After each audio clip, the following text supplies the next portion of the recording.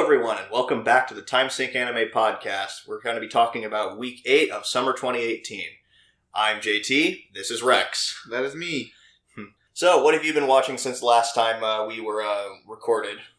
This last week, I didn't really watch any stuff I hadn't seen before. I think I was just mostly watching the Kill la Kill dub.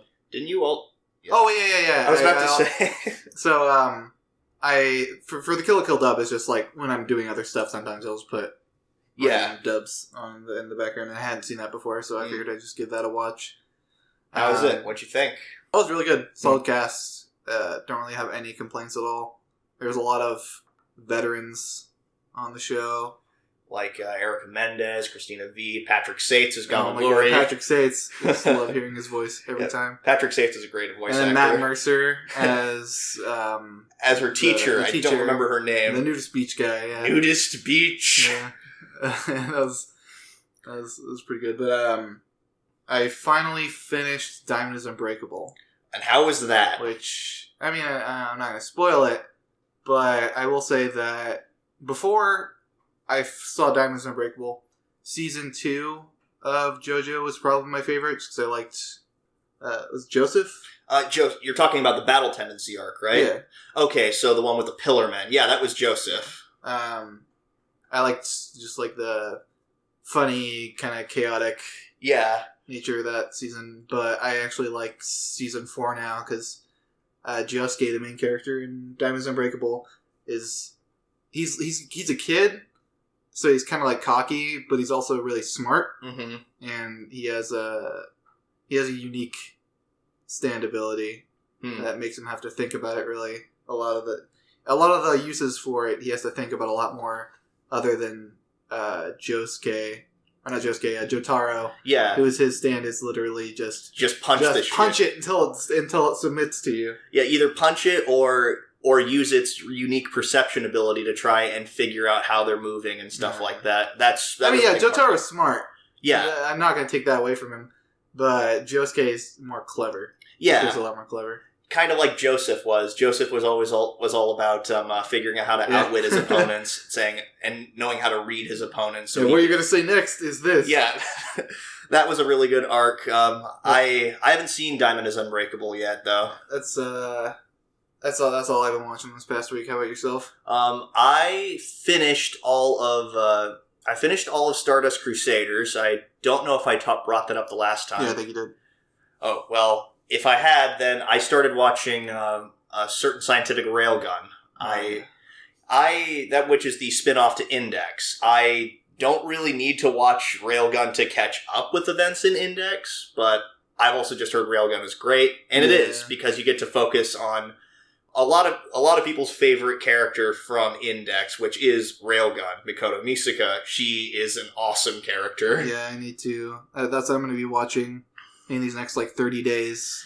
I have 96 episodes of Index to watch. There's Index and Railgun combined. Yes, Index 48 of each. Yeah, 48 of each. You've got 2 seasons of Index, 2 seasons of Railgun, each of which are 2 cores apiece, so 24 episodes. And there's some OVAs as well, but I'm not going to count those. Yeah, I don't think that's necessary, but I also watched Railgun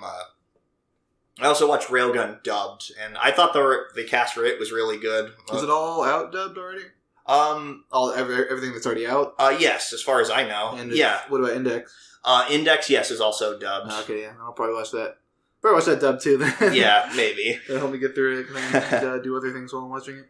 But yeah, anyway, so that's all the stuff we've been talking about or watching while in our off time, so let's get right on with the rest of the show.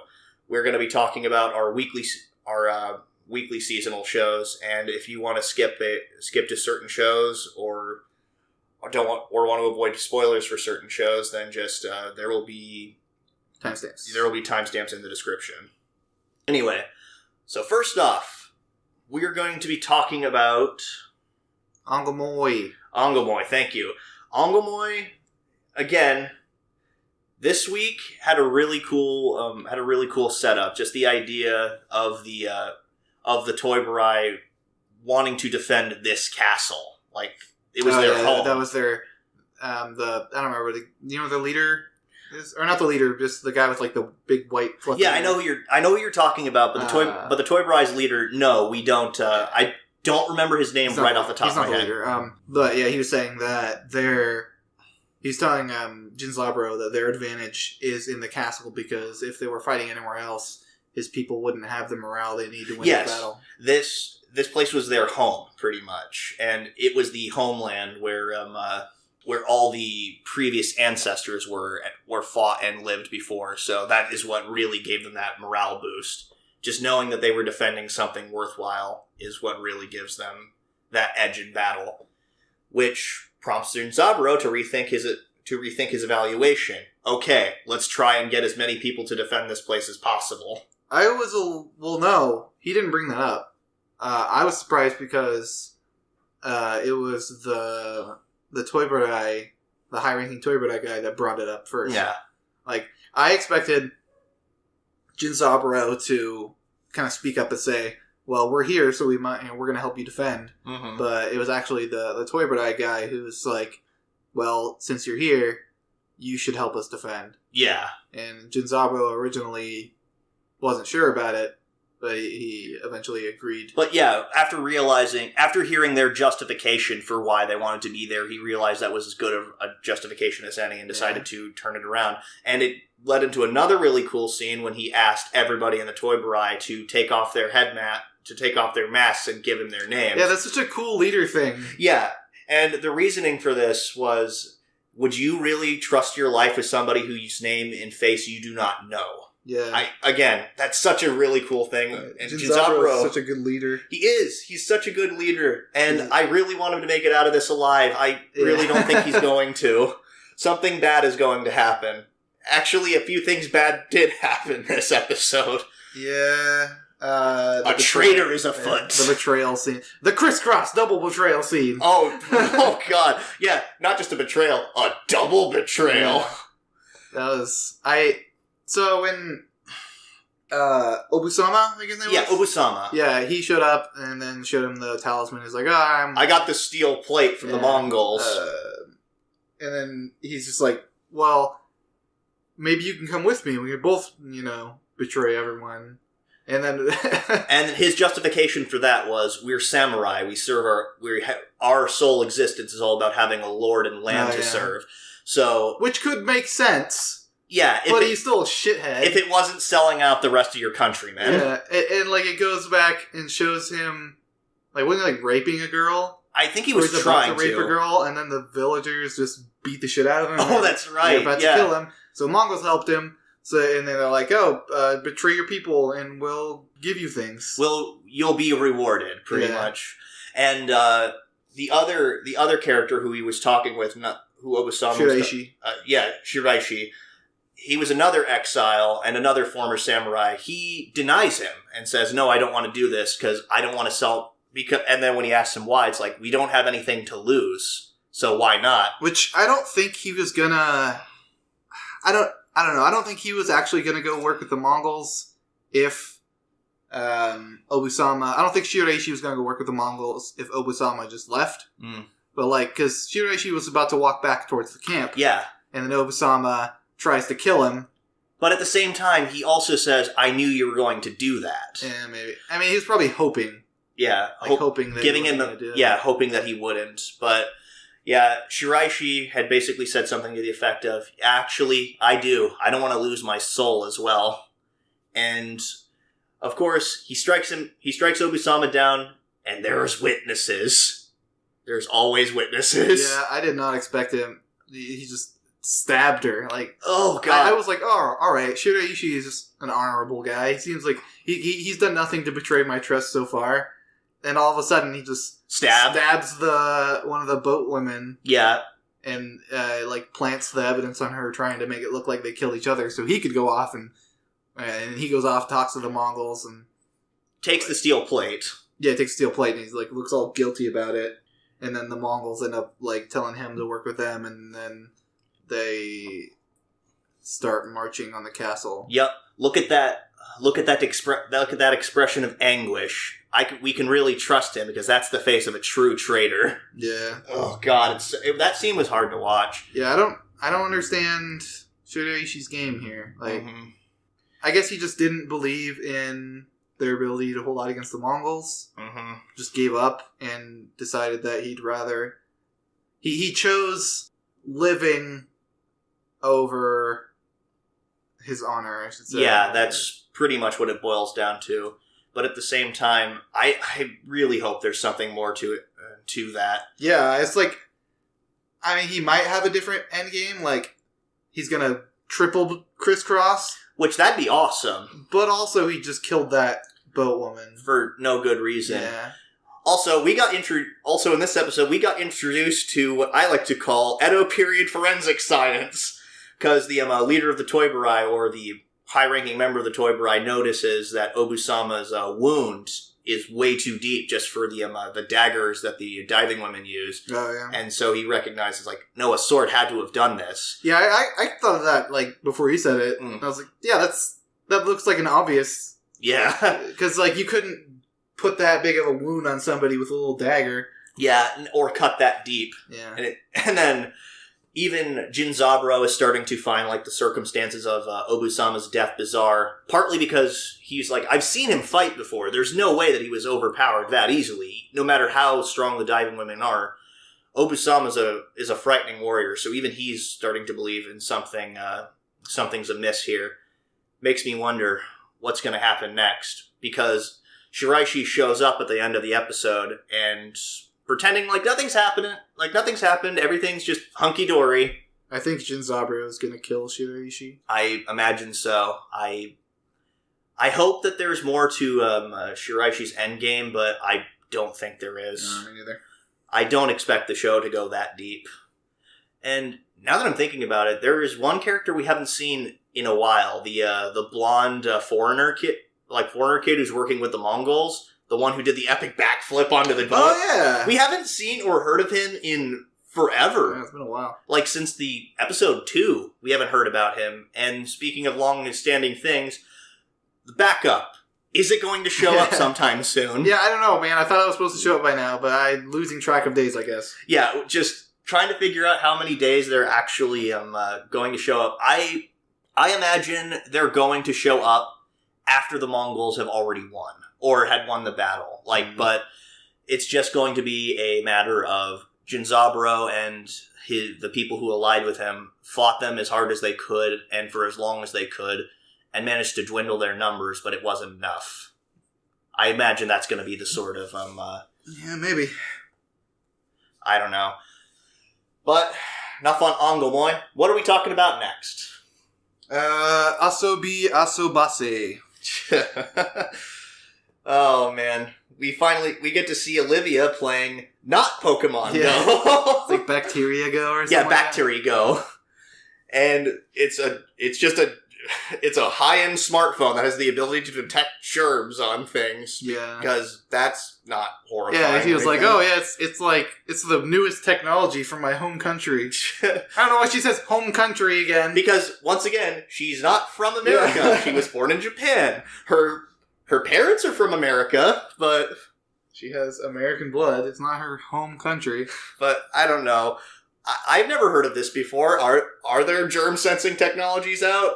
Not to my knowledge. My favorite part of the skit was when Hanako? Yeah, Hanako gets the phone and, like, looks at Olivia... Oh god! And it just is like, woo, woo, what do woo. the exclamation points mean? It's like, oh, that means it's a hot spot for bacteria. Yeah, it's just Olivia's gross armpits. It's like, oh man, she's just won't get a break. No, poor Olivia. Yeah, like, so if there's a lot of bacteria, did she just like not wash ever? Yeah, that's what I think. She just doesn't wash her pits. I mean, Which I don't know, like some people just have naturally bad odor. I get that, but bacteria. But exactly, does her pits just generate a lot of bacteria? I would have thought that her pits are just her pits just naturally have a shitload of bacteria. I guess, or she doesn't wash them. And so the next skit, all I have to say is. A shopping trip turns into an existential crisis about virgin killer clothes. Oh, yeah. Hanako once again proving how totally stupid she is. And Kasumi proving how they'll just sell each other out at the drop of a hat. Yeah, but at the same time, Olivia actually being able to play along with it and get Hanako distracted enough to where it doesn't matter. Yeah. Because apparently Olivia, yes, did tell the truth. Yeah, those clothes are very cute. And actually, her fashion sense hasn't improved either. Stupid Demon Bee outfit. Oh my god, yeah. Ugh. But yeah, it was a dress that was really stupid looking too, but Olivia was just playing along with it, saying, yeah, no, those clothes are great. They're virgin killer clothes. Yeah, and then Hanako goes on a tangent about, it's like, well, if God wills it, then I will kill virgins. Yeah, oh my God. More of Hanako being sheltered, not understanding the world. Nope. You sweet summer child, Hanako.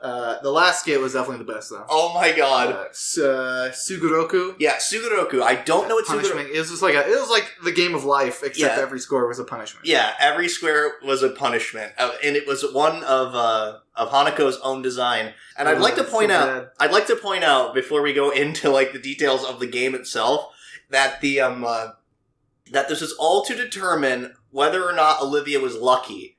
This was the most. This was the most ass backwards way of determining if someone's lucky or not. It started off with playing a memory game. And Olivia just she just does it all because it's a trick. It's a trick deck. Yeah, and everyone thinks like, oh, she's so lucky. She's either lucky or she just has a good memory. Yeah, and and it was the most counterintuitive way to try to determine if somebody is lucky or not. Yeah, because the whole game is just terrible punishments. Yeah, there's no luck to it. It's all bad. Yeah. Like, the butt slapping game. You have to get slapped by the other two. Yeah, Hanako lay on that space. Yeah.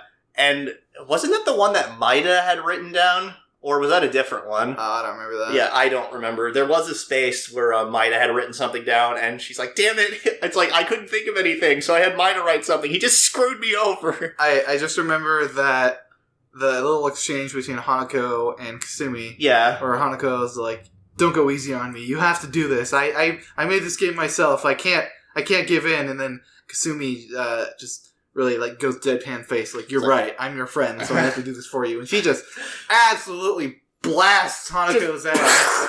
And like shakes all over the place. And it's like just this loud resounding crack. Yeah, like almost like a gunshot went off. And Hanako's like,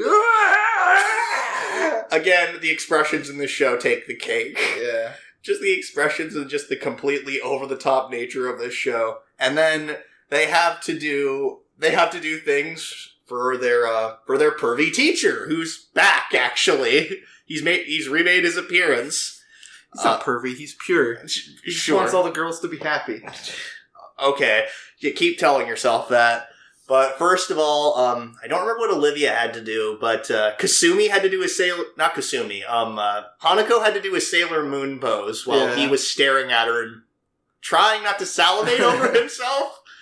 No, he wasn't trying to salivate over himself. He was saying that, oh, they're playing a game. I should play with them to make them happy. Yeah. To make them not feel embarrassed or anything. And then Kasumi shows up, and hers was do a Kamehameha. Oh, that's adorable. Pretend to do a Kamehameha on the teacher. And she was super embarrassed. Her hair was actually spiked up like a Super Saiyan, which was hilarious. It's super cute. Yeah. And the teacher, like, she hits him with the quote-unquote Kamehameha. And the teacher just goes, he breaks his back pretty much. I think he throws his back out. Yeah. And then... like, that's not how you would react to getting hit by a Kamehameha. And then the teacher, as they run away, she's like, I'm so sorry. She runs off. He's like, I need to go to the nurse's office. That was a good episode. And then it ends with them thinking that Olivia visited aliens or something like that. Like, they determined that she has, like, some weird psychic powers or something. Mm. And so now they're kind of afraid of her because they're wondering, oh god, she has weird powers now. That's exactly what Olivia needs. Okay, so what's next? Alright. Attack on Titan. Holy shit, we had a big reveal this episode. The bomb dropped. The bomb dropped hard. Yeah, so I already knew all this, what was happening coming up, so what did you think about the big reveal of how Eren got his Titan powers. Well, I'd actually kind of heard about this stuff in passing as well, but it was another thing to kind of hear about it and another thing to actually see it. And that just makes me think, Jesus, that must have been freaking horrible. But what was weird was apparently the Rice family have the magic touch. We have the ability to unseal people's memories or reseal them, however we want to do that. Yeah, I thought that was weird. The royal family has the ability to alter memories. Yeah, and apparently it's not just them. All the noble families have some kind of weird bloodline power, kind of like in Vampire the Masquerade. Like in those games, you have certain bloodlines where they give you different abilities and stuff. Mm-hmm. So yeah, noble bloodlines apparently give you magic power.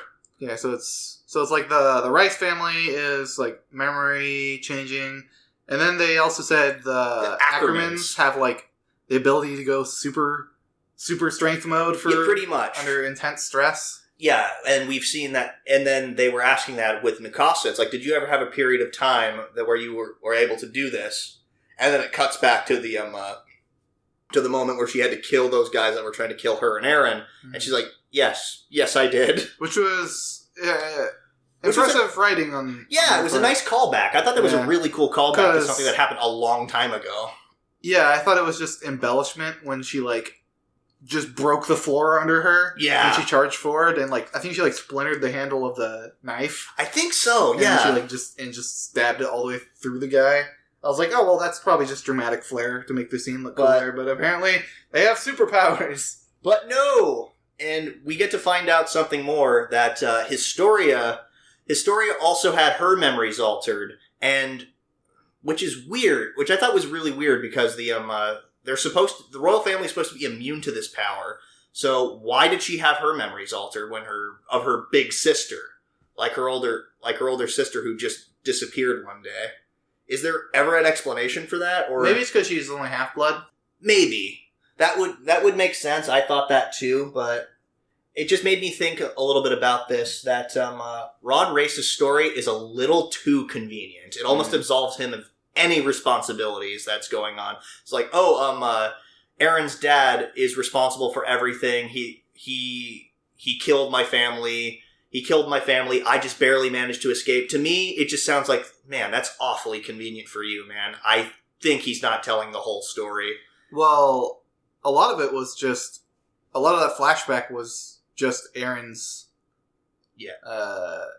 recollection of all the events. Well, there was another part of it when Race was telling the story, was kind of relaying the story back to Historia, and he was explaining what happened to her. And that just, again, like how in that experiment with the ice cave, I'm going to keep calling it an ice cave, because that's what it looks like. And in the ice cave, they that's where the experiments for Titan shifters were taking place, I think. And again, that's where all of the Race family, except for Rod and Historia, who just wasn't there at the time, all died because of Eren's dad. Yeah. But he just barely managed to escape somehow, which, again, I find to be a little too... Oh, yeah, I can see how that part would be a little... Yeah, it's like, weird. I'm the only one who got away! I just magically managed to not get killed. Wave hands! Magic! That's how! Jazz hands! But, I don't know.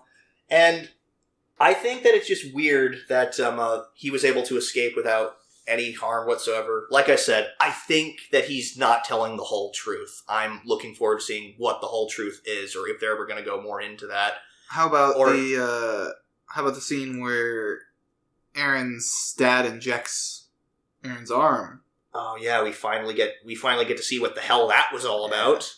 It was what turned him into a Titan so that he could eat his dad and then gain the Titan shifter powers. Mm-hmm. Again, for reasons undetermined. Father of the Year right there, letting your son kill you so he can get superpowers. Also, something else I noted. Zachary, Premier Zachary, is a twisted son of a bitch. Oh yeah, the scene where the guy's upside down on the chair. Yeah, ass plug torture is what I like to call it, pretty much. And it's like whatever, all the food you're going to be eating through your butthole now. Oh god, it's so twisted.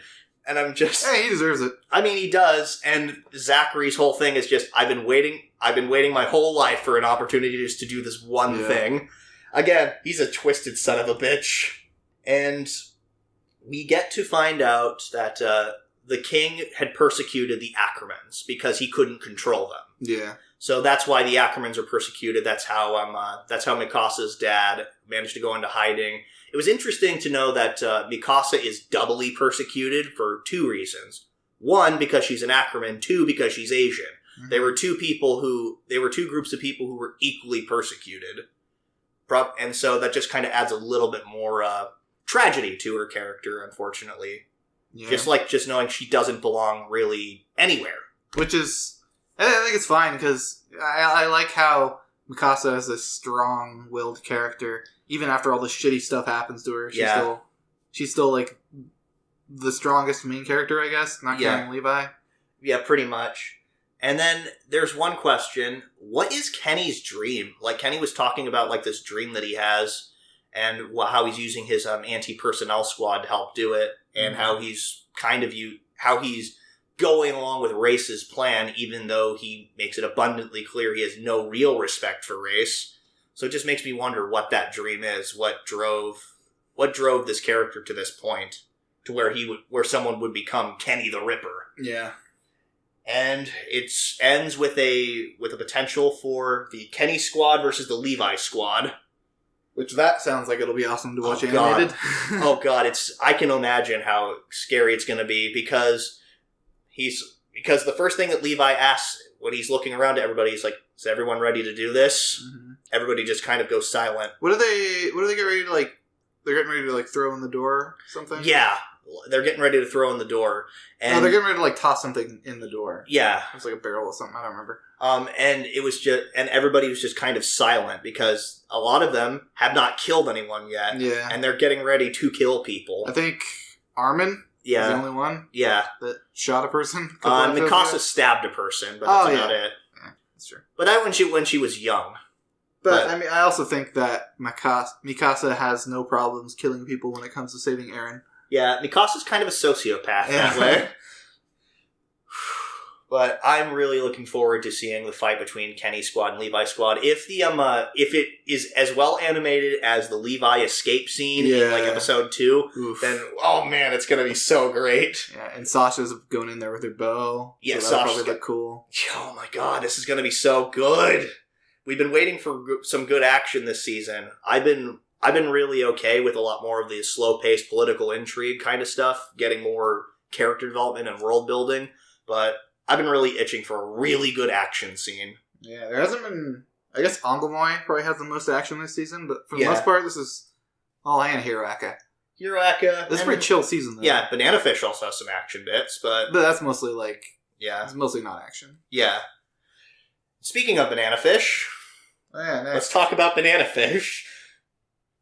All right, so Yut Lung had officially taken Jessica and Michael, Max's wife and kid. Yeah, kidnap him. Yep. And oh my god, this was a hard episode to watch, just because you're slowly seeing Shorter just get broken. Yeah, he's getting cornered more and more by Yut Lung. More and more by Yut Lung and the Chinese triads, or the Lee clan, I guess I'll just refer to them. And also, he realizes they're in cahoots with Golzine, and the reason why they wanted to kidnap Eiji was to get to Ash specifically. Mm-hmm. But oh my god, they pretty much want Ash to just walk to Golzine. Yeah, himself. We were questioning why he would do that before, why he was going to do that when he could just kidnap Ash, but at the same time, that's got to be even more crushing, I think. Which he did kidnap Ash in the end of the episode. Yeah, so it kind of does defeat the purpose. You said earlier that you think he wants to kidnap Ash, kidnap Eiji, and then once Ash is there, he's like, well, we have Eiji. Mm-hmm. Maybe you should surrender right now and not try to do anything. Yep. Or else we'll kill Eiji. And I appreciate, though, how far Shorter is going to go despite how cornered he is, but despite how screwed he is and how much he knows he's fucked up. He's legitimately trying to make the best, I think, out of a bad situation. His devotion to Ash and making sure that Eiji does not get hurt. No, he's making sure Eiji doesn't get raped. Yeah. He will, like he said, he'll kill Eiji before he lets Golzine have his hands on him. But at the same time, I wouldn't classify as that hurting him. That's ending it quickly That's ending that quickly and painlessly. It's like, I won't, and then just his devotion to that because of how good of friends they become in such a short span of time. It's like, I'm not going to let you die alone. If as soon as I kill you, I'm going to kill myself. And again, just try, and how that worked. How that the bluff. Yeah, just. Well, I guess it wasn't a bluff. He was 100%. He was 100% telling the truth. Yeah, that was beyond a threat. That was a promise. Yeah, and how they bought it. Lee was like, well, just tell Golzine that, or it was Arthur. He was telling Arthur, like, tell Golzine to leave him alone, and if anything bad happens to it, tell him I said it. Okay. Yeah, that was really cool. And we gotta learn about the origin of banana fish. Oh my god. Okay, I just want to preface this by saying, to think something like this was created by fucking accident. Yeah, this crazy psycho drug. Because it's revealed that banana fish isn't just LSD. It doesn't just drive people crazy. And it isn't just a drug made for assassinations like we've been led to believe. Well, it's not a drug made for assassinations at all. Yeah. That was just a lie from Golzine's part. It basically is a drug specifically manufactured to make somebody completely receptive to drug-induced hypnosis, pretty much. But it also makes them go crazy. Yeah. It makes them go crazy while also listening to orders. Yeah. Because the way that I understood it is it just is feeding into like a person's internal fear, paranoia, anger, and shit like that, amplifying it. And basically, they explained it as being on LSD and being on a bad trip all the time. Yeah. It's like a nightmare you could never get away from. Yeah, exactly. And so the suggestion they gave, somebody said, immigrants are a bunch of pests. That would basically make them want to go start killing immigrants. And, oh my god.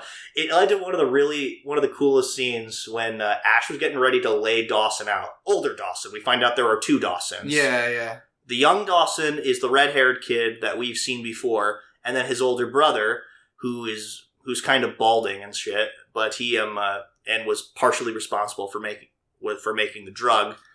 But Ash is getting ready to lay him out. Max stops him and says, "No, don't do that. Let me." Punches him in the face, and then eBay, after getting the drug, and decides it's like, this one's for Eiji, and also decides to punch him. I mean, like.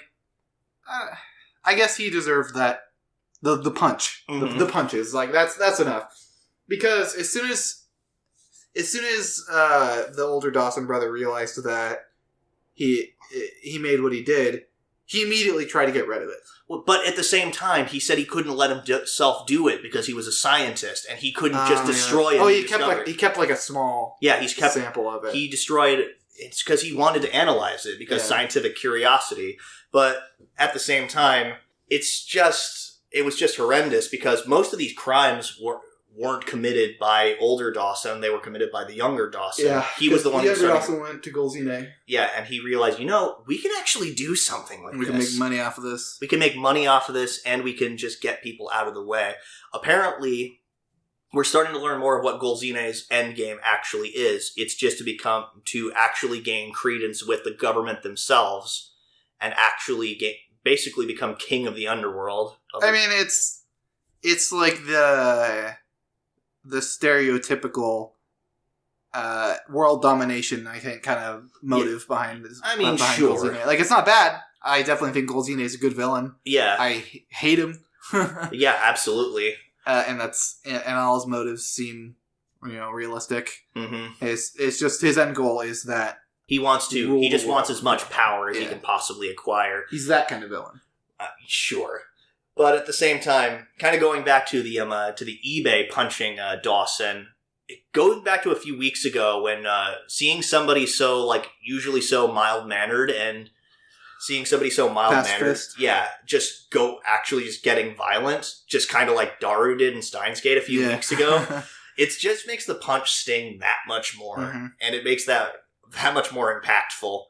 And then we get to see more about Yut Lung, how he might also be like a villain of circumstance as well. Because he is the third son of the Lee family, is hated by his brothers, as far as we can tell, and is used almost as a pawn. He recognizes this, but he also recognizes, if I'm going to go down, I'm taking you bastards with me, because I fucking hate you, too. Which I think is what's going to happen. Yeah. Yut Lung probably feels a little... I want to say he probably feels a little bit of guilt. Yeah. For what he's done. Not a whole lot of guilt, but enough to kind of factor in where I think it's going to come down to AG/Shorter/Ash are in a really bad situation. Yut Lung's going to maybe stab or shoot Lee, which is then going to follow up of Yut Lung getting shot or stabbed as well. And I think he's gonna die in a situation that saves the main cast and also kills Lee. I don't know. I don't know if Shorter's going to survive this either. Oh yeah, I really don't.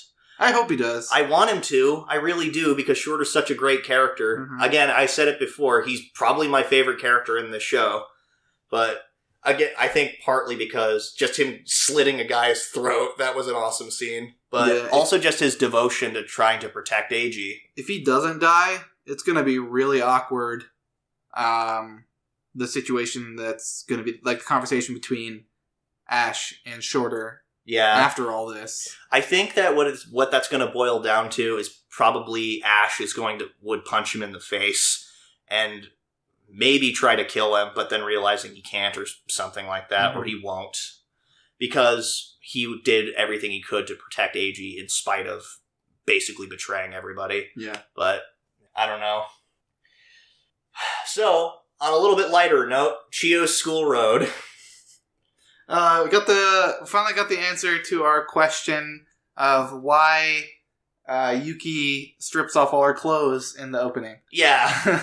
Like this whole series, we were thinking, just based off that scene in the opening, that, Yuki's, like, everybody has something weird about them. Yeah. So Yuki's probably an exhibitionist. Yeah.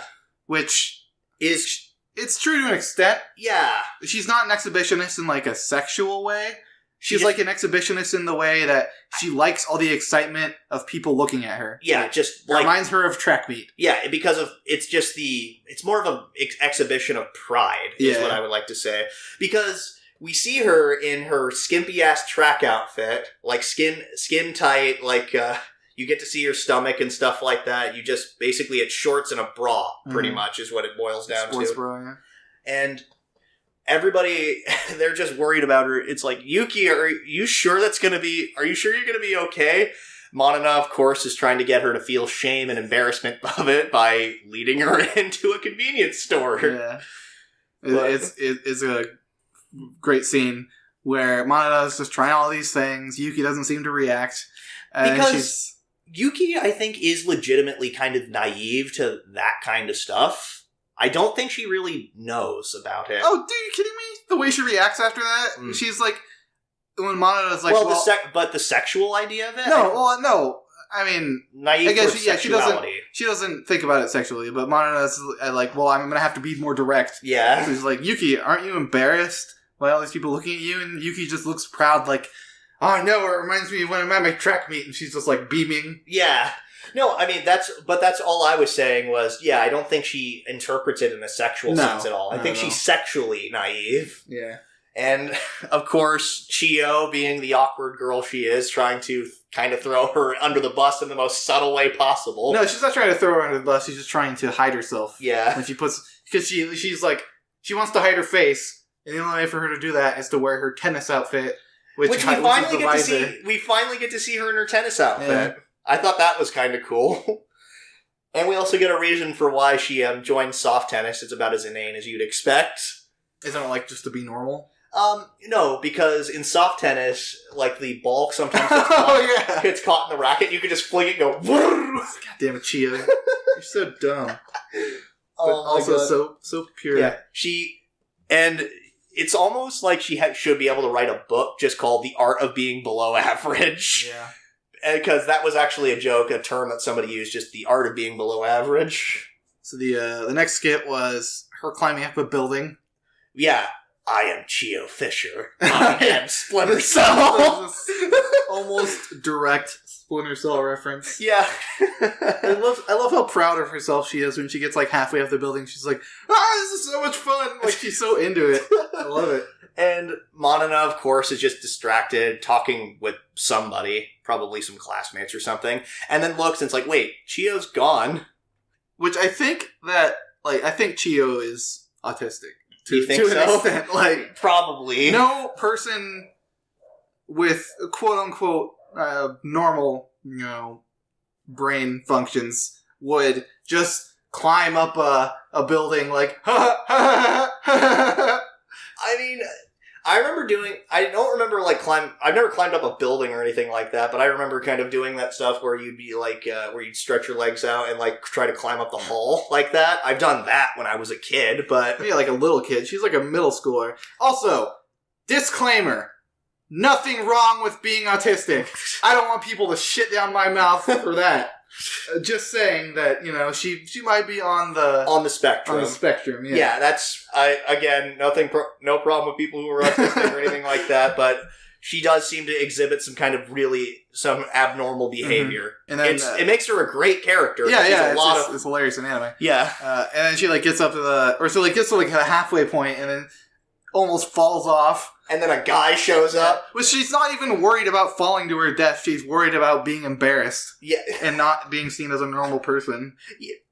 Also, the part before she climbs up is when Yuki's running. The guy Yuki teaches to run. Ushida. We get to see him come back, but he's lost a lot of weight. He's skinny. And he's about to see her panties. Mm-hmm. So that's why she's immediately she's going up higher. And then she gets up to the top.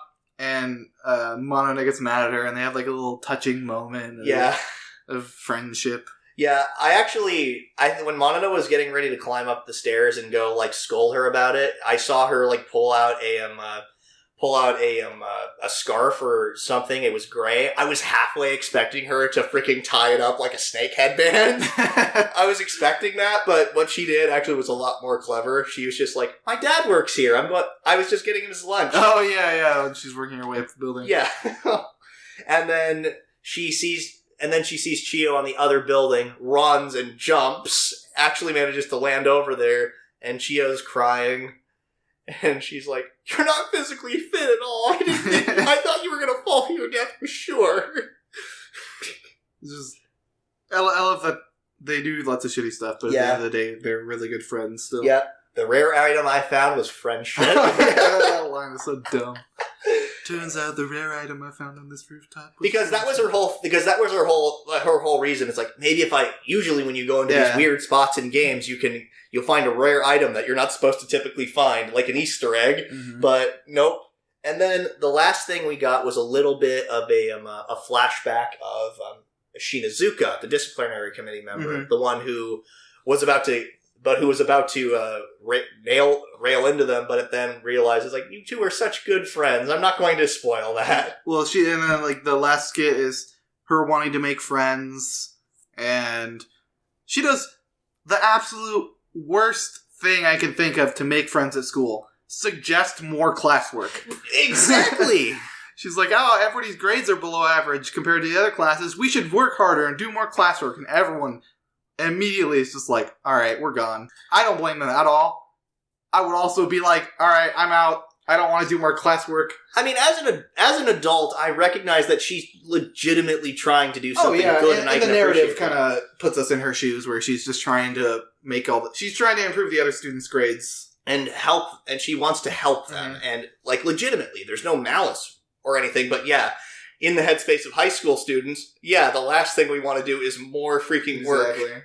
But that's where we get a little bit more of a insight into how she fell in love with Goto and how she joined the disciplinary committee, because Goto looks at a lot of her notes and says, a lot of these are actually really good.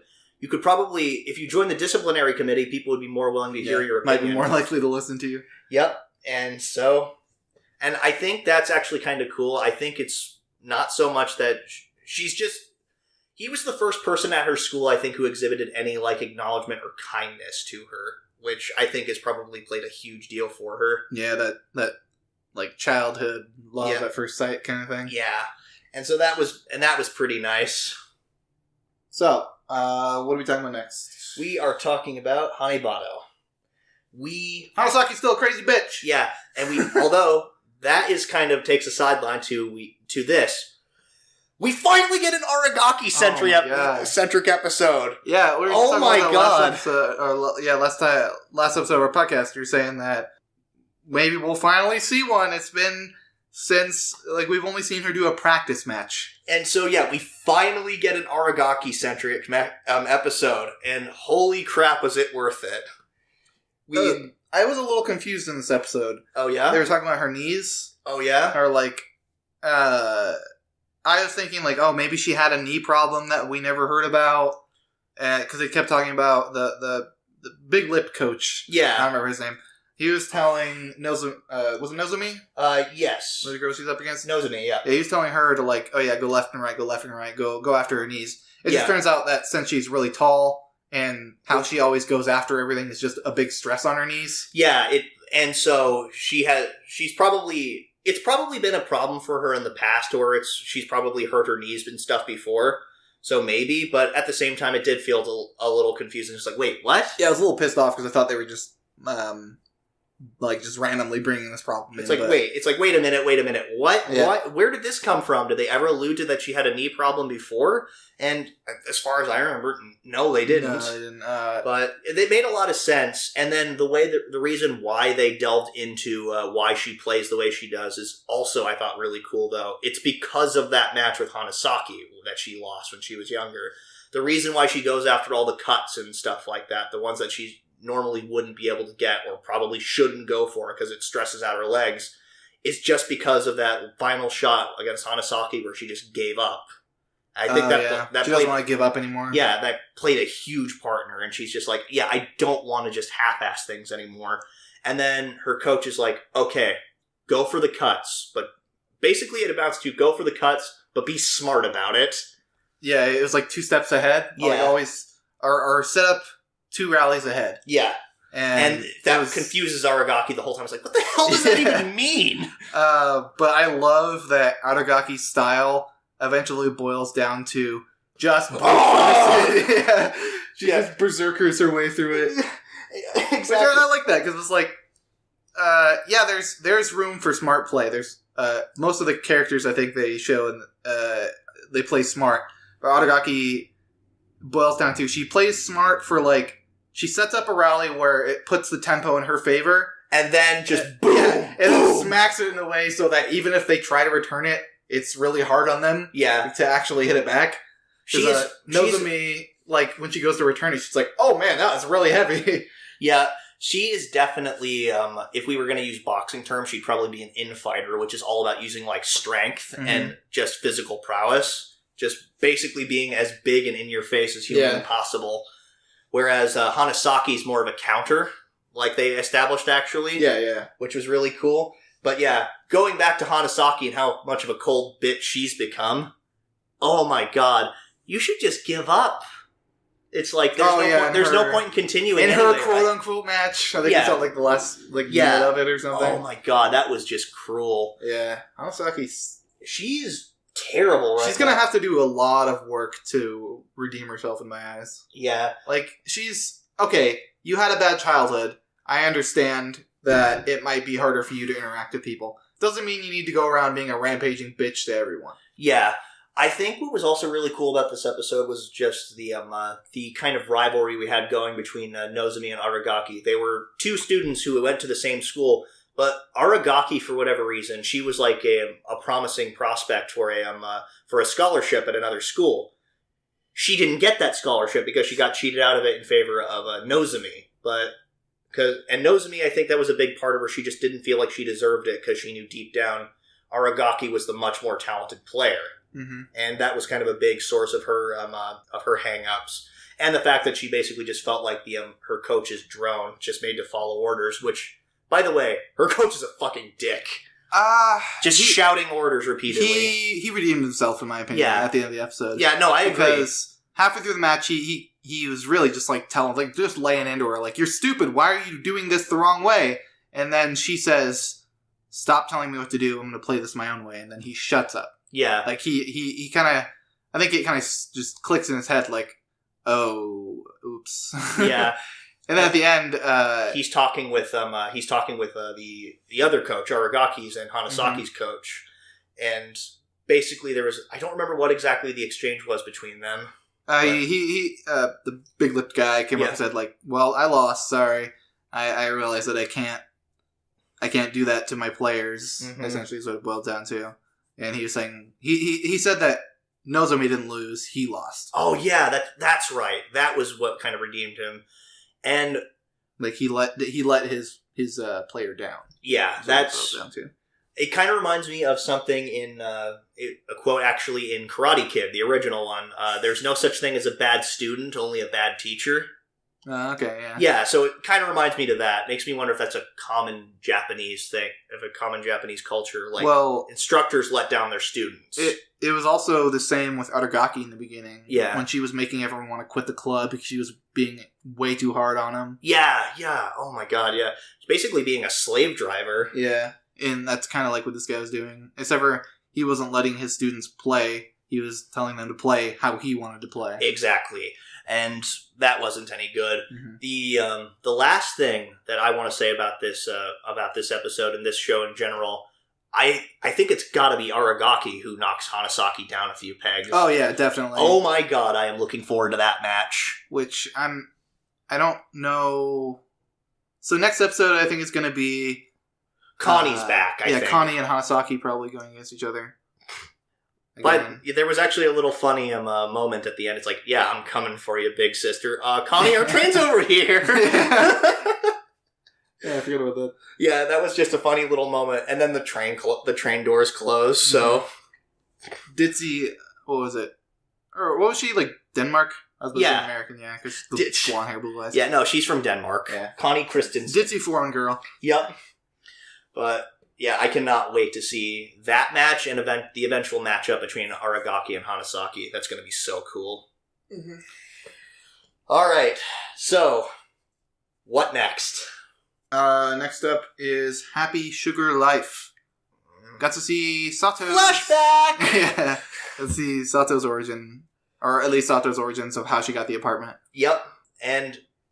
one of the first things that we mentioned in this is the fuck is Ensho doing in this show? Oh, yeah. Because she lives with an artist guy who's really good at making replicas. Counterfeits. Yeah. And so that was our first thing. Like, what the hell? It's like Ensho's here. What's he doing in a good show? More on that later. Yeah. But, and... a few things just as far as direction goes. I like how we never actually see the artist. Like, we never hear him either. We never hear his voice. We never see his face. Anytime he speaks, it's always just kind of like this static that plays. And I think that's kind of just Sato kind of remembering it. Well, they do that anytime there's a really, really, really bad person. Like, Asahi's mom, or no, Asahi's dad. Yeah.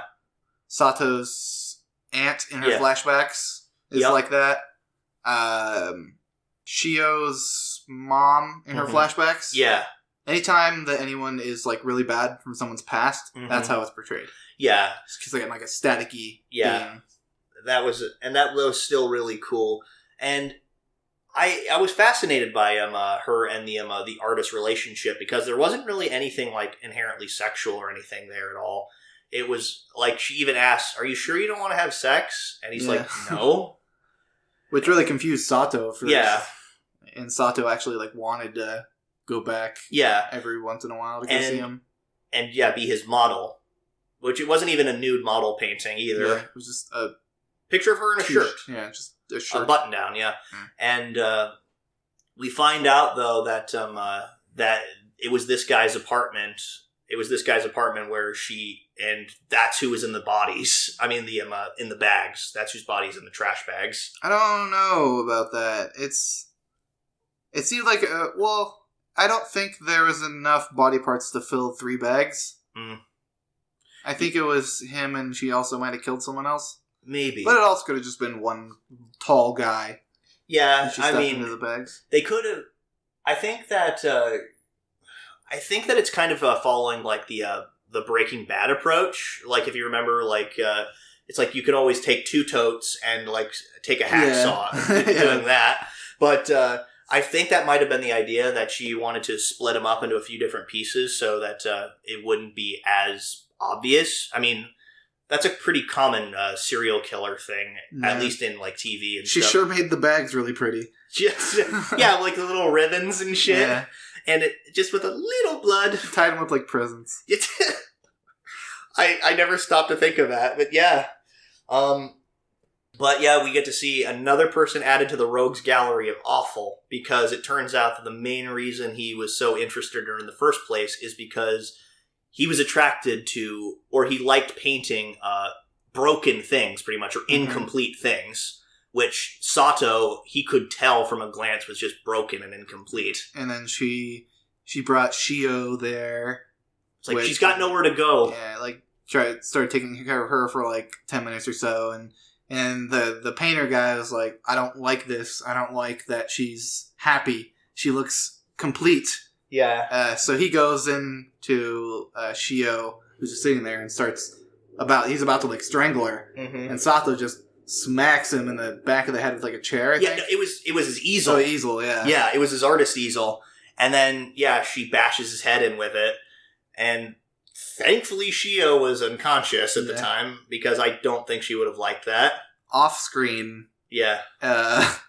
Sato just like, I'm assuming she just was deadpan face sitting in there in the artist's room, sawing the guy's body up into tiny bits so they could fit into a bag. And that is the room that I'm pretty sure is locked up, actually. Yeah, the art room is the one that's locked up. And again, kind of just on this artist character, I like the idea that he's only good at making incomplete things, because it's a kind of a nice parallel between why he was so interested in Sato and the fact that he was so good at making counterfeits, fakes. Oh, yeah, that's true. Yeah, I thought that was a really cool parallel. She's kind of like a fake person. Yeah, exactly. Yeah, I think about that. That's pretty clever. I liked that.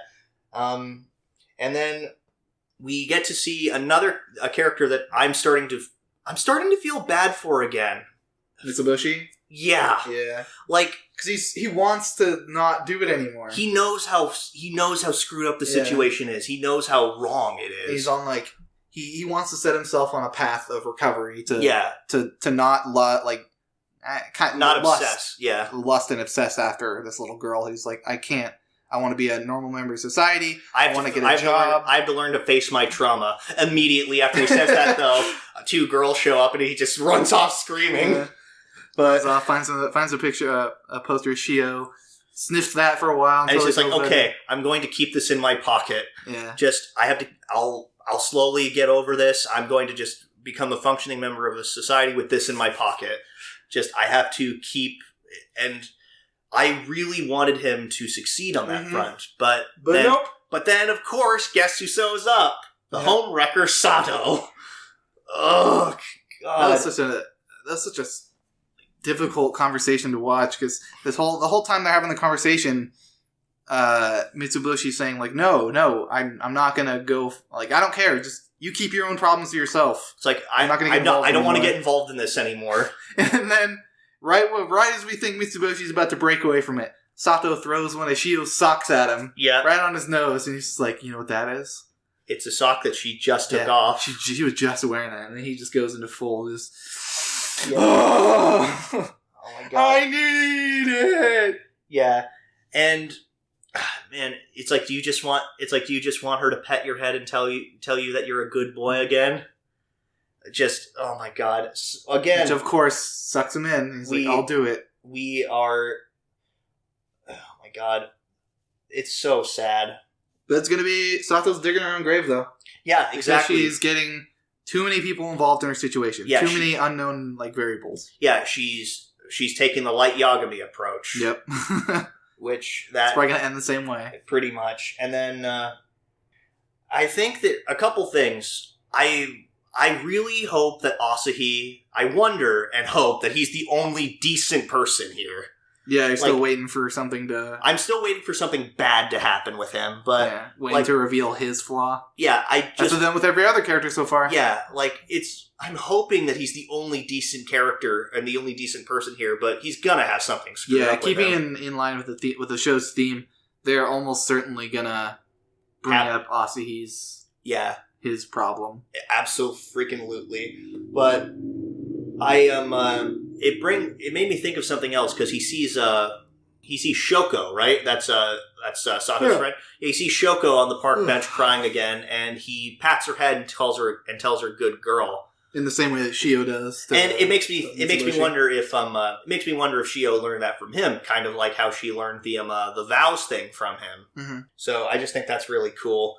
But we find out that Sato's endgame isn't to kill Asahi. She doesn't want to kill Asahi. She just wants him to go away. And by basically trying to convince him that Shiho isn't here, she's in another prefecture. Go search there. Yeah, she's just telling Mitsuboshi to try and move him away. Yeah, which I don't think that Mitsuboshi's going to be able to follow through on that. Either him or... He's trying, because at the end of the episode, we see Asahi and Shoko have a little back and forth, kind of a little cute. Yeah. They're making each other feel better kind of thing. Yeah, exactly. And then Asahi, who apparently has a cell phone, even though he's homeless. That was actually a really interesting point, too. He probably scrounged up money to get, a track phone or a pay-as-you-go phone just so people could call him about the posters. Yeah, and that was actually kind of screwed up. It's I get a lot of prank calls all the time. He gets a call about a clue for where Shio's at, which I'm assuming is from Mitsuboshi. Yeah. And that's where the episode ends. Yep. And last thing, what happened to the other girl? I think her name was Sue or something. She, the one who was obsessing over Sato and tried to dig into her life. Oh, well, at the end of that whole scene, Sato basically said, I'm not going to love you anymore if you don't go about, be yourself and have a normal life. Mm. So I don't think they have any reason to... She realized that she's just going to be herself, so I don't think they're going to bring her up as a plot point anymore. I mean... Unless later on down the show, or down the line, it's going to be in a situation where everything's fine. Sato's like, oh man, I barely managed to get away out of this situation, and then she's going to pop up out of nowhere and ruin things. That'd be a cool situation to happen. Alright, yep. So next up on the list? My Advertisement Academia. Yeah, pretty much. That's what this episode boiled down to being. It was a filler episode, which I thought was kind of funny that people on Kitsu were asking about this episode and says, is this filler? It kind of reminds me, it was kind of, after watching the episode, it's like, how could you not put that together? They blatantly say it's filler. I wouldn't even call it filler, though. I halfway expect there to be a meme of some of that. Is this a pigeon picture? Is this filler? Yeah, is this filler? Pretty much, and it was a pretty good episode though.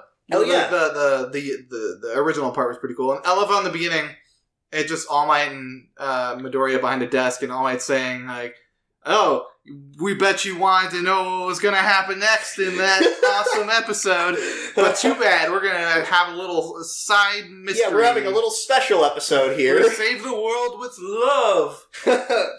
And of course, Deku is sort of like, wait, what? Yeah, but what about all the people that want to watch what just happened? We're going to save the world with love. Yeah, and then just a little tongue-in-cheek they were about it. Plus Ultra. Yeah. Yeah, he just kind of meekly says it while All Might's all bombastic and proud of himself about it. It feels like they're making fun of Bleach. Yeah. Because Bleach did filler like that all the time, where it's in the middle of a really important arc. I'm glad that they addressed this as a filler episode and kind of had some fun with it. It kind of reminds me of a few seasons ago with their recap episode of Recreators. Oh yeah. Yeah, where they had a lot of fun with it, and that was pretty much what this boiled down to being. And then whole episode was basically a whodunit. Yeah, it was a whodunit, but it was supposed to be training them for basically a special class filled with Uraraka, Bakugo, Midoriya, and Todoroki. So I'm assuming the most powerful people in the class. I think they just picked the most popular ones, probably. Maybe. And just all right, let's make a filler episode. Just choose the ones that most people like. Yeah, that's what I would think. But they have them do this but they have them basically try to solve this bank robbery with professional heroes like playing like the villain. All Might's the villain. Yeah. Yeah, and he did a pretty good job of being a villain. Yeah, he does. If All Might was a villain, he'd be terrifying. But then we also get to see him and then they're just trying to plan. It's like, okay, so the villain's in this bank robbery. We need to doing this bank robbery. We need to figure out how we're going to basically properly approach the situation the way a professional hero would, and without hurting all the cardboard cutout policemen outside. Yeah. But of course, Bakugo, being completely reckless, I'm just gonna blow my way through the freaking door. And then it turns into a whodunit mystery. Which... I liked Uraraka's little float. Yeah, Kirby floats. She just tucks herself into a ball, and Midoriya just pushes her off, and she just floats all the way over there. Yeah, that was adorable. Uraraka's great. But yeah, then it goes into the quote-unquote murder mystery of All Might as the villain with the knife in his chest. And there's this whole little subplot about them trying to figure out, who killed him? Yeah. And who had the motive? Who had the ability to do it? Yeah. Mrs. Midnight was actually really good at acting the whole situation. Like, oh wow, that's pretty impressive. Like, I was laughing the whole time because I knew it was a fake situation. But yeah, of course. I was a little pissed off that when Sue, her hair tickled All Might's. Yeah, that was and they're like, oh, he's alive. I mean, he's supposed to be dead. Yeah, but he's alive. And then in the end, they got punished for that. Yeah, I thought that was annoying. He's like, oh, well, you noticed that, Aizawa notices. He's like, you noticed that when you tickled his nose, he was still alive. And then you got away. Because it turns out he actually didn't kill himself. He faked his own death. Yeah, but I think that was just a dumb thing to punish them for. And then, of course, it ends on a Looney Tunes ass outro. The yeah. It was a cool little murder mystery. You got to see Midoriya being a detective. Yeah, and just making this ridiculously outlandish speculation of the villain was in love. They loved each other. Yeah. That's how they did it. It wasn't an amazing. I think it was probably my least favorite filler so far. But it was still entertaining. It was enjoyable. Yeah, and then they go to just All Might and Midoriya sitting behind the desk again, talking about at first All Might and Midoriya were talking to each other. He's saying, "Oh, you want to go to Island?" Yeah. For whatever reason. They're like, well, if you want to see what happens next when we go to Island, you gotta go in the theaters and watch the movie. I love how absolutely shameless they were about promoting the... It was just an advertisement episode. Yeah, it was hilarious. I loved it. I was going to go see the movie regardless in theaters when it comes out. Yeah. But I guess it made me want to go see it more. Yeah, only true fans will go and see this movie. If you don't go see it, then you're not plus ultra. Oh, man. But, so... We're going from a kind of good, funny mystery to a really disappointing, shitty one. Yeah, Holmes of Kyoto. Oh, God. Okay. So... Skip the episode. Yeah. There were 3 time skips in this episode. Yeah, I guess they decided that instead of showing what happened, they would just skip ahead and then tell you what happened. Yeah. The first one was it was a month time skip between the last episode and this one. Yep. Where Aoi was thinking back on, oh, Holmes is so dreamy, I wonder what he was going to say to me back then before he got stereotypically interrupted. He could never like somebody like me. Yeah. I'm so plain and boring, even though I'm actually very pretty and very smart. And apparently, I just know everything. Also, like Holmes. Yeah. Just, oh my God. Yeah, and then they move on to a little plot line about Holmes and Rikyu have to go work in a manly man cafe. in a hot guy cafe, a hump cafe. Which, of course, prompts Aoi to be like, oh no, I was going to be around other girls. Yeah, and then after they meet each other at the cafe, they talk for a little bit, and then it's like, I have something I need to talk to you about later.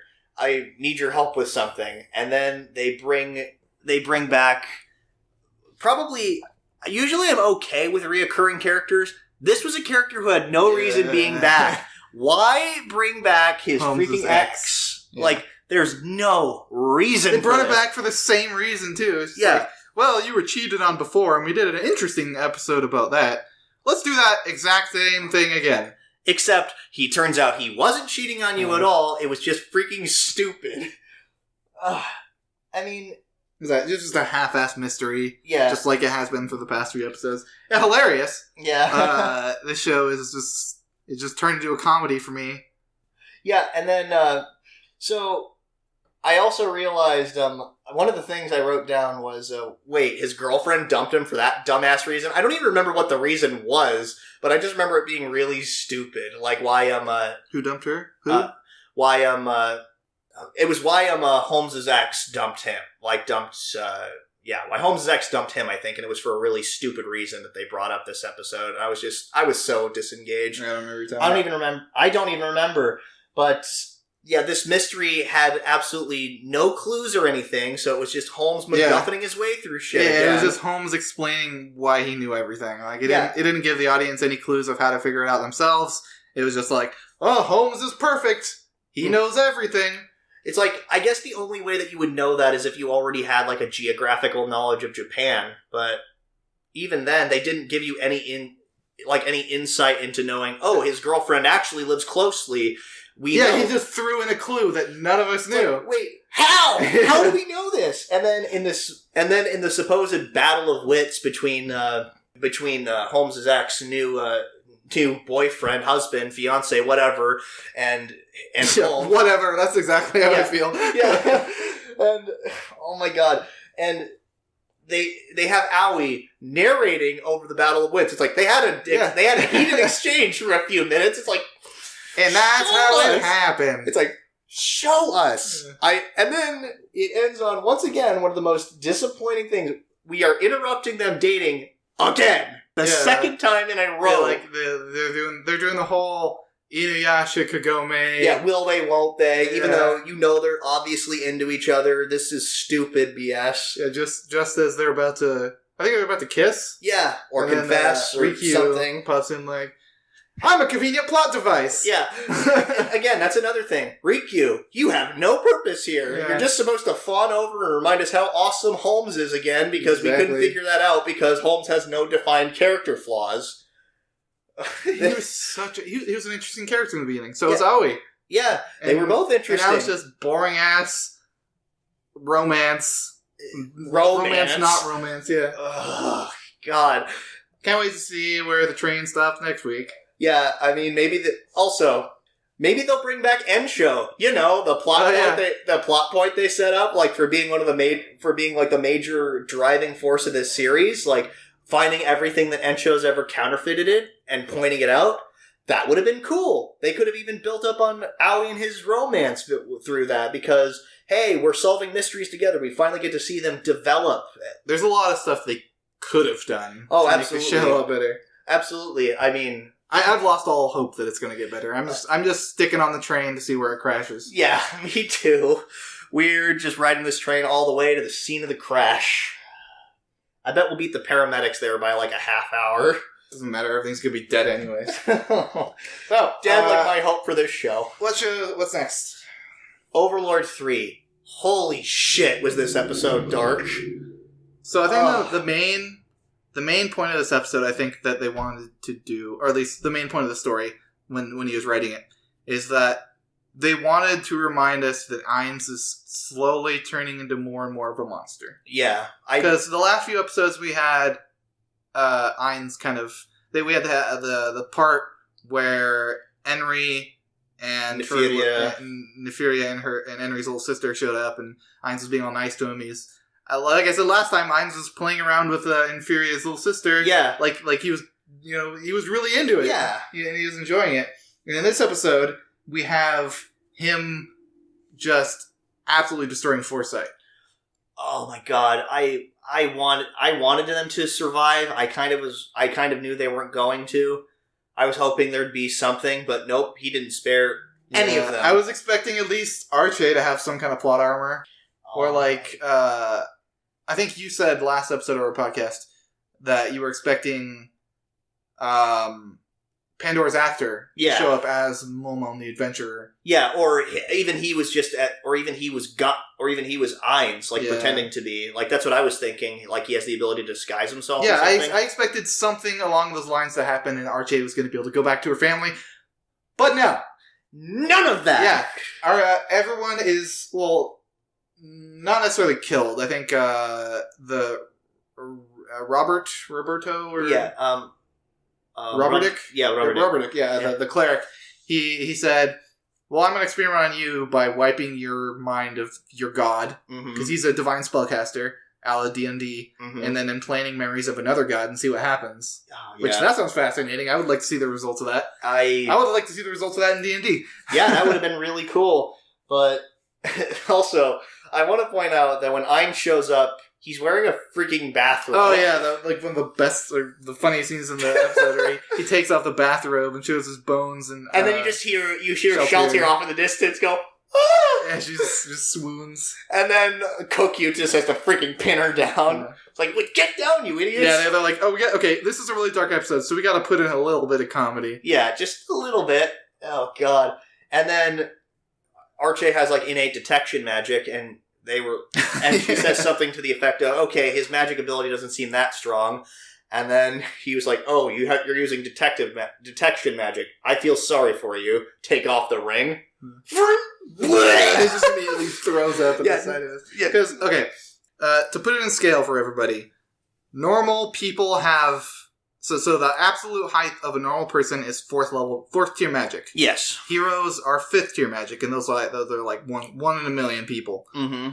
Ainz is a 10th tier magic caster. Yep. So as soon as she saw his magic power, she couldn't even comprehend it. I think that it was something that made her so afraid that it actually made her puke. Yeah, it made her sick with fear. It's basically like failing a sanity check in Call of Cthulhu. They had like, before that point, they were like, oh, maybe we can take him. Because they were when Ainz walked out with a sword and shield, Ainz is he's not a fighter. Yeah. He's a magic caster. Yeah. So they were pretty much on equal terms with him. Ainz wasn't able to hurt them too bad, and he wasn't able to they weren't able to hurt him too bad. Yeah. And Ainz eventually was just like, fuck it. And then he starts using his magic, and at that point, Archie sees his magic level, and then they realize that they can't win. Yeah, and then they realize, and then everyone else in Foresight just tells her, okay, you get out of here at least. You have a family, just run. Mm-hmm. We'll hold them off for... Oh, no, eventually Robert Dick said, well, yeah, we'll catch up after you get out. Yep. I also want to point out, earlier on, I don't remember what his name is, the blonde guy. Hecarim. Okay. Hecarim, yeah. He says, well, what if we got permission to come here? Like, Ainz is like, you're not allowed to be here. Well, what if we got permission from one of your friends? And immediately Ainz is intrigued. It's like, oh? Because Ainz wants to know if any of his friends are around. And, of course, he's going to take that bait whenever it's offered to him. Mm-hmm. So he goes on like, oh, what do they say to do? They're like, well, Hecarim says, oh, well, they told us to come here. And then the thing that really makes it obvious, he says, what did they tell you to call me? And he says, Ainz. And of course his friends aren't going to call him Ainz. Yeah. It's a name he made up. Yeah. His character name was Momonga. So, he says, oh, I see.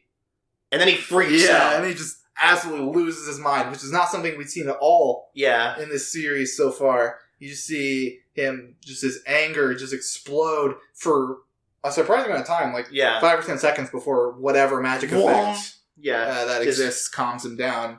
But Foresight dies.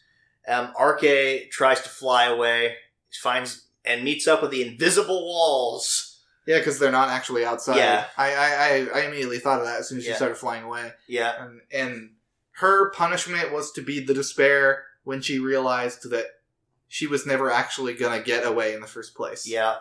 And Shaltier was sent to kill her, which, again, thank God we didn't see Lamprey form in That's like the last thing you see. You see Shaltier's creepy mouth. Oh, God. Yeah, that would have been horrifying. And then Toma gets a new voice.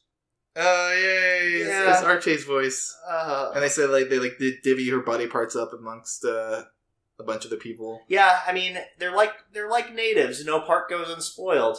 Or wasted. Side note that I learned when I was looking up about this episode.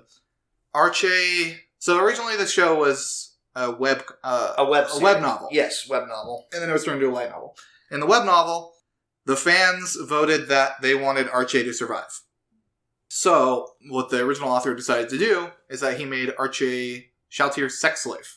Yeah. But when he was writing the light novels, he decided that it was a little out of character for Ainz to decide that she was allowed to live. Yeah. So, yeah, they just, killed her off. Yep. And then we get to see her sisters. Yep. Her sisters in the house, sitting next to the window like, oh man, when sister comes home, I'm going to do this. Oh yeah, well I'm going to do this when sister comes home. Oh boy, I can't wait until sister comes home. You're just really hammering in the fact that, kids, sister isn't coming home. It's so sad. It's even more sad when you realize that before Archie left, she was the only person supporting their family. Yep, and now they're going to be homeless. Little girls are going to be orphans. Yep, and we get to see a little bit more of the Emperor's endgame. That is going to be abruptly interrupted by the intervention of Ainz-Gon. The Emperor is surprisingly not as much of a bad guy as I expected him to be. Yeah, he knew that he's calculating and kind of messed up, but because it turns when he realizes that all the workers that were sent to him to Nazarick were dead, his first response is, okay, maybe we can use this as a scapegoat for some. He's a leader. It's the first thing he thinks is how to get a benefit out of it. Yeah, and maybe we can give it to some noble who's fallen out of favor, which I imagine that was probably going to be Archie's father. I would hope so, because that guy's an asshole. Yeah. But then that plan goes out the window when Mare and Aura both show up. Oh god! I didn't expect more murder to happen then. Yep. Like this episode just showed us like, they're kind of the bad guys. Yep. And they show up on a dragon. The dragon doesn't do anything. It was a gold dragon. D&D players would know gold dragons are good things. Yeah, they're good dragons. They would never kill anybody. Yeah, but then that's not going to stop Mare's earthquake from killing a shitload of people. Mare adorably raises his staff like, like a high-pitched voice. And then it just opens up a chasm and kills 20 people. Some badly CG'd soldiers falling. Yeah. I was halfway expecting a Wilhelm scream. But no. And then the Emperor is just staring in horror as this happens. Wasn't it like a threat? Like, this is what we're going to do to you if you don't leave us alone? It was something like that. He's like, you trespassed. Who's going to step up and apologize? Oh, yeah. That's right. Yeah. Oh my god. Yeah, that was... Which makes me wonder if he's basically going to strong arm Arce's dad into doing that. Which I hope. This episode definitely brought me down to earth. Yeah. I was starting to feel like, oh yeah, maybe Ainz is a good guy. He's not. No. But also, I think it's part of the fact that he doesn't see it as a real world. Yeah. Partially. He sees it as they're just kind of like NPCs. Yeah. And also, like I said in the beginning of this, when we were talking about the beginning of this episode, I think Ainz is turning slowly more and more into a monster, because he was a human in a human body, and now he's a human in a monster's body. Yeah. So he's slowly kind of changing. I think that's also part of the emotion thing. Because it's preventing him from feeling a lot of emotions. Some of them are probably empathy. Yeah. Yeah, or even connection to his friends, because that was the main reason he was getting so angry. It's like, how dare you use the name of my friends for something like this, the thing that we created. And that kind of limited him. But, oh god, this episode just made me feel a lot of complex feelings. Yeah, it's... At least, Butler's still a good person. Yeah, Sebas is still a good guy, right? Yeah, I hope. Not that we'd have been able to see him for the past few episodes. We haven't actually seen him at all this season, now that I think about it. But, next up, Revue Starlight. We finally get to see Hikari's flashback. Yeah, you see Hikari's original backstory. And we also get to see how she turned out to be such a bitch. It's actually kind of sad, because we find out that while she was studying in England, the review auditions had happened before. Which I think they probably happen all around the world. Probably. At, different times. The Mr. Giraffe does it in different areas, because he has to collect... shine. Yeah, quote-unquote shine, which is... what I gather is the girls' motivations and dreams. Yep. And when one person wins... It takes everyone all else, of that. Yeah, everyone else is just drained. It doesn't take it all away. Yeah. It takes an amount away. Yeah. Because it says the wish needs to be fueled by something, and that something is everyone's, dreams and willpower. So, which makes me wonder, what did the last girl wish for? I don't know. They might reveal that later on. I don't know, but the reason that all the other main casts don't look drained or emotionless is because up until this point, Nana was looping it. Yeah. Back and back and back and back and back. Yeah. Which, after seeing this episode, I think she's doing it so that didn't happen.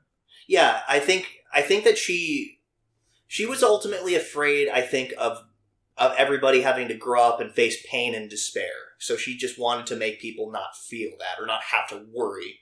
So, because when later in the episode, when Hikari, when Hikari and Nana are fighting, Nana looks very confident and kind of unemotional about the whole situation. She's won every fight in the last few years in her mind. Yeah. And she's saying don't worry, I'll protect everyone by winning every time. Yep. And also she kind of goes out of her way to insult Hikari. It's a shame that you thought you could win with such a puny sword. Mm-hmm. But and it turns out the reason for that is because of her loss. I think everything about her is everything about the stage girls is a manifestation of their shine, their hopes, dreams, desires, even their weapons. Yeah. So when Hikari had lost hers, but there was something grounding her, something that gave her a little bit of a spark. And that was obviously her promise that she made to Cotter when they were little. Yeah, it kept her... It gave her a little bit of shine still remaining. Yeah. Which is why she was able to go over... Because Mr. Giraffe gave her a second chance to go compete in the other... I'm impressed that you actually still have enough left. I'll give you a second chance. Mm-hmm. The next audition's in Japan. Where? He's just oh... Yeah. Oh my... Monologue. But that was a really cool fight scene. We get to see Hikari basically turn into Spider-Man. Oh, that was so her weapon didn't grow. Mm-hmm. It just there was a gem on it that filled up with light and it got all fancy looking when she reignited her shine. Yeah, her passion. And which I think next episode is probably going to be a little more emotional and happy. Yeah.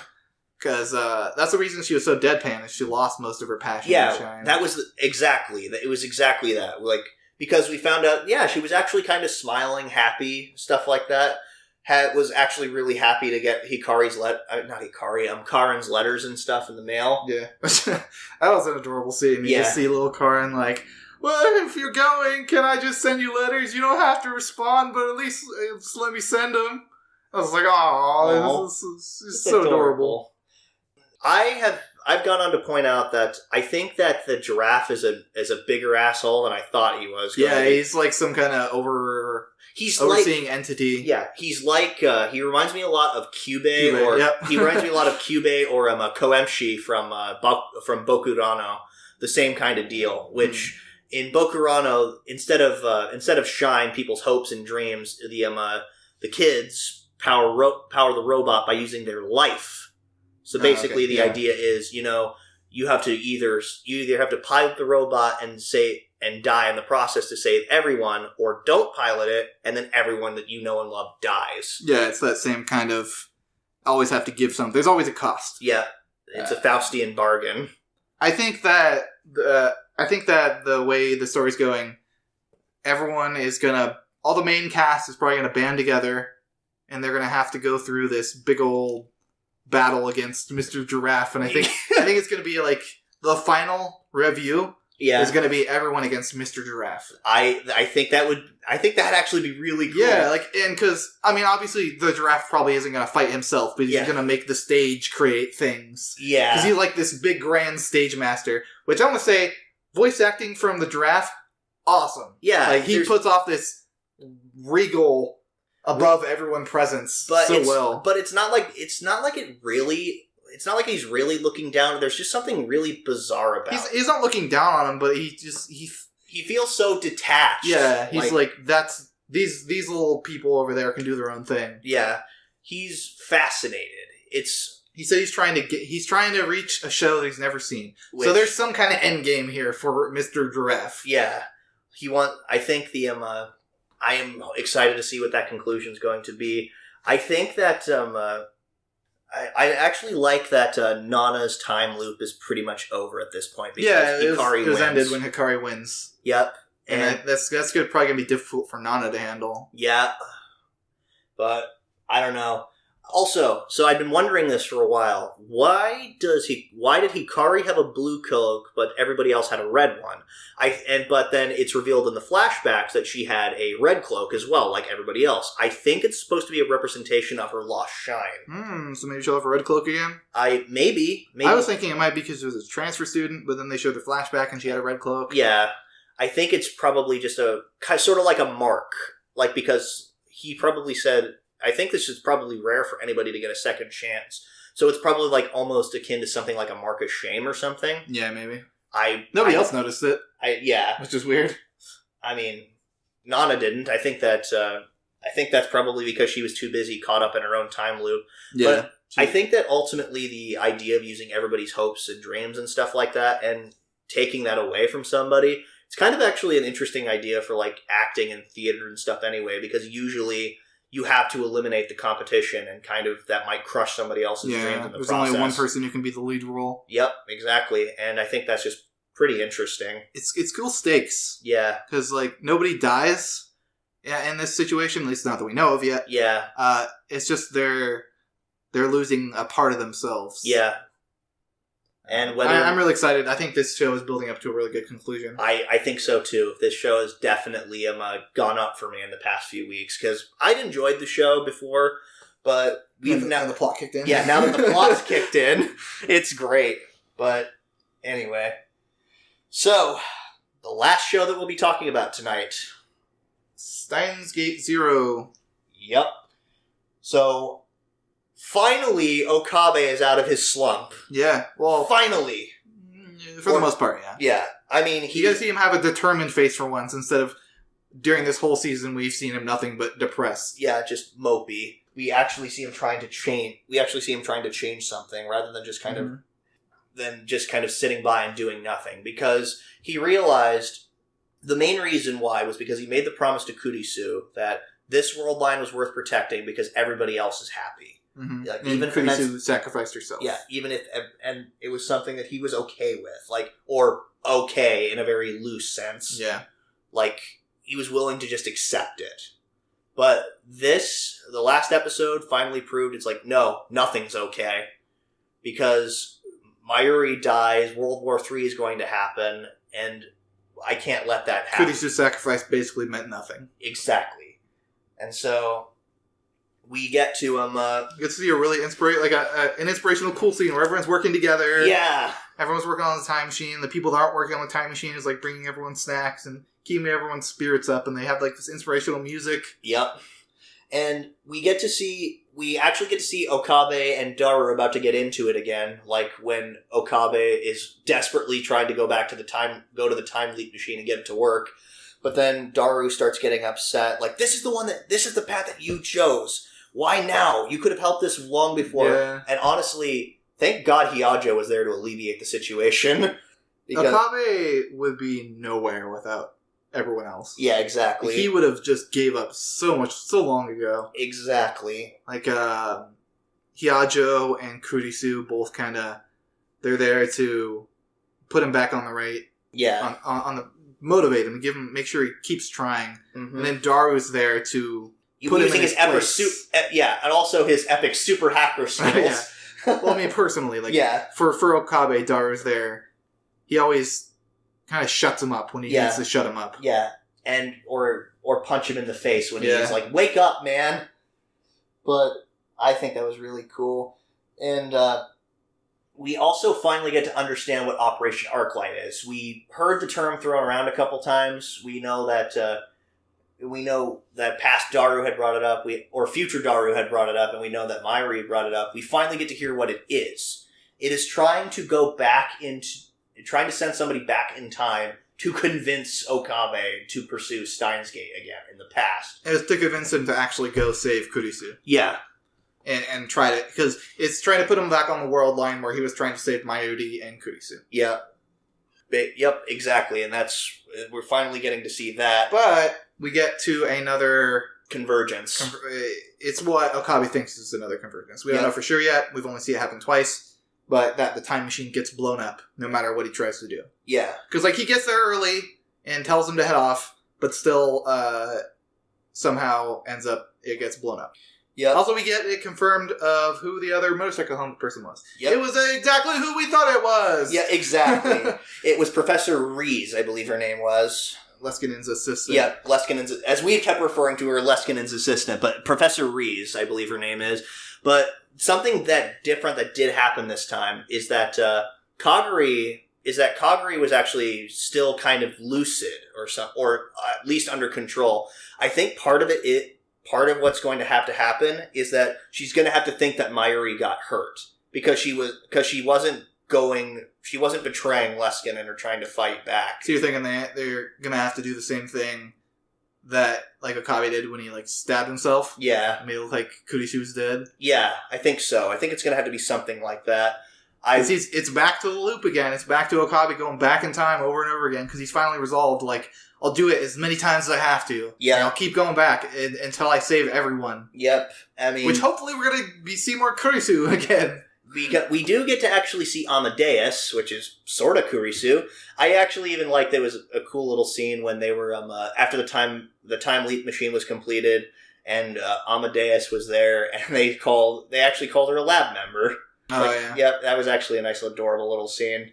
And then, unfortunately, yeah, there's another potential convergence. We don't know what's going to happen next episode. Yeah, well, okay.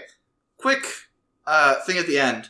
When Okabe, when they rebuild the time machine, or the time leap machine again at the end of the episode, Okabe goes back in time. I don't know if this happens every time. I went back a little bit in the episode for when they show the timeline again, with the numbers on screen, didn't see it. It goes back a day, or it goes back an hour, back a day, back another day, and then all the numbers just go blah, blah, blah, blah. Yeah, they just freak out. So either the machine messed up, he went back farther than 2 days, or it's just something that happens every time. Yeah, I don't remember. So all I have to say is, how will Okabe get himself out of this mess? Tune in next week, same bat time, same bat channel. Bat? Bat. Bat? Bat. Why bat? I don't know, because it's a Batman thing.